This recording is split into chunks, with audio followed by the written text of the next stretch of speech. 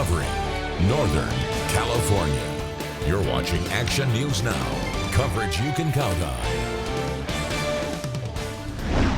More mountain lion sightings are causing fear in Redding. We'll hear from people who use parks and share how you can stay safe. Plus, an Action News Now exclusive. Some campfire survivors say one specific rebuilding option is giving way to poor construction and financial hardship. But first, new developments. The verdict is in for the suspect in the Chico Maxx murder trial. Timothy Weichert was found guilty of murder and attempted murder today in the case that centered around the killing of Daniel Niles in 2023. Weichert left the body in a shopping cart outside the Maxx store. An Action News Now reporter Margot Rowe breaks down the jury's decision. Who has been charged with the crime of first-degree murder, a violation of Section 187, subsection A of the California Penal Code, a felony, guilty.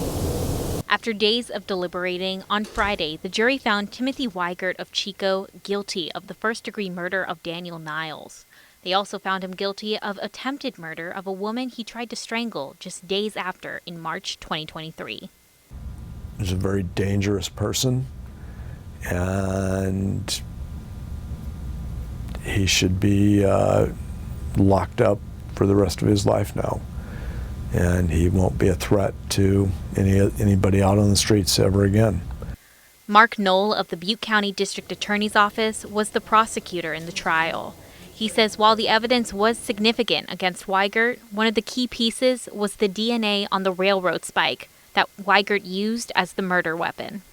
And it came back positive for our victim on the tip, the human tissue, and then the defendant's DNA on the shaft.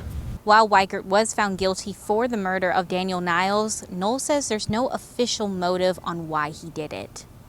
Mr. Weichert, over time, has told multiple stories about how and why it happened. We have our theories on it, but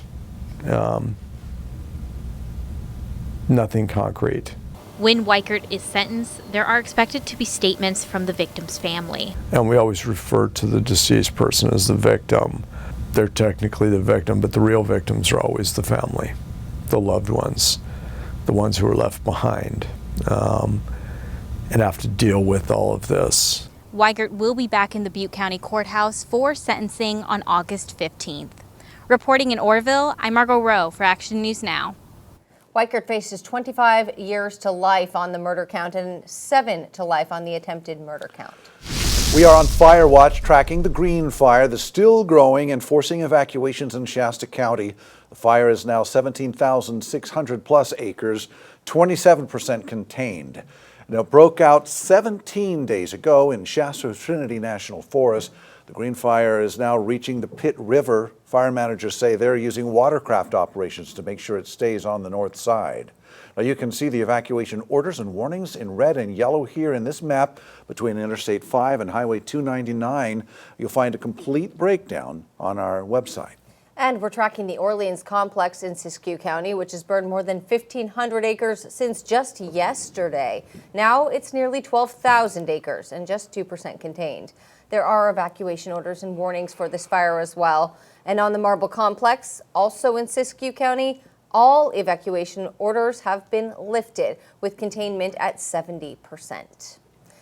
And taking a look at a live look here at the Round Mountain Shasta camera, this is over the green fire. This one is very active still. There's a lot of smoke coming out of that fire. Let's get the latest now from Chief Meteorologist Howie Gordon as we go into this evening and the weekend, and would like to not have any more fires break out and maybe give some weather that's going to benefit firefighters' efforts. Right now we're on the low in terms of craziness with fires getting out of control. And never are we safe until November when we get the rain because we're so dry out there. But I'll get rid of the confusion in the next minute here. First, we'll start with the green fire. So until the sources go away, the fires we were just talking about, we're going to have smoke, but we can control it at times the way the winds are going. Okay, moisture levels, they're not horrific, but they're pretty low, especially the 17s. Now the winds, not bad unless you get further north up there. Here's our air quality. It's not as good as yesterday, but it's better than the day before, and the day before, and the day before that. So depending on where the winds are shifting. Now closer to some of the fires, yeah, we have unhealthy air, but the greens, that's the first level. That's good quality air. And we're starting to see more of those pop up. Again, hotter today, so we're going to be a little bit drier with the heat, but some breezy winds pulling that delta breeze our way. That helps because that moisture will settle on some of the larger particles that can settle them to the ground. Here's our moisture right now. It's getting up a little bit. Again, 15 or lower. We don't like to see those numbers. We're on the low side right now. Here's what we have moisture-wise for tomorrow. So-so. Winds a little breezy. We're going to be hotter, but again, we'll keep it between low and moderate for potential significant fire potential risk. And I'm talking about if they were to start up, that is a little easier to control them. Yes, we're dry, fires can start, but we'll talk more about this coming up in a few minutes. Thanks, Howie. New tonight, Butte County Public Health is warning you not to swim in Big Chico Creek. The agency has issued a no-swim advisory due to E. coli risk. It comes as Sycamore Pool at 1 mile already is under an advisory due to the risk. It, of course, is fed by Big Chico Creek. It follows reports of children being hospitalized after swimming in Sycamore Pool and 5 Mile recreation area. Testing confirmed the presence of a specific species of E. coli in the creek, which can cause serious illness.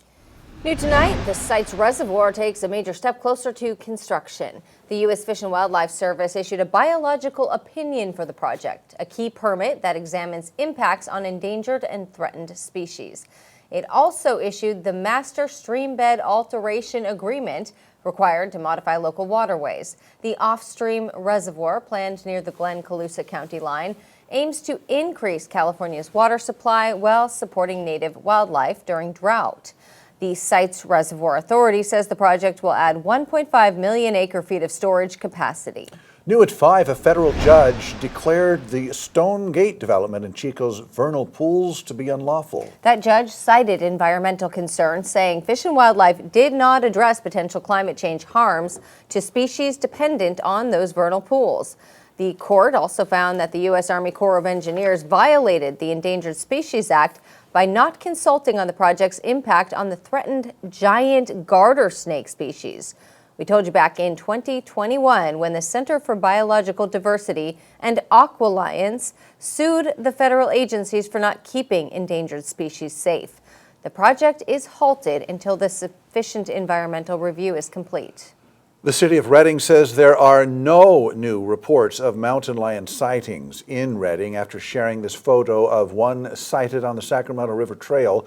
We told you earlier this week that this big cat was caught on camera along the river trail. Some park visitors today told us they're on the lookout in case it's still in the area. I think it's not a huge surprise as there's a lot of fires going on. Probably they're just fleeing from the fires.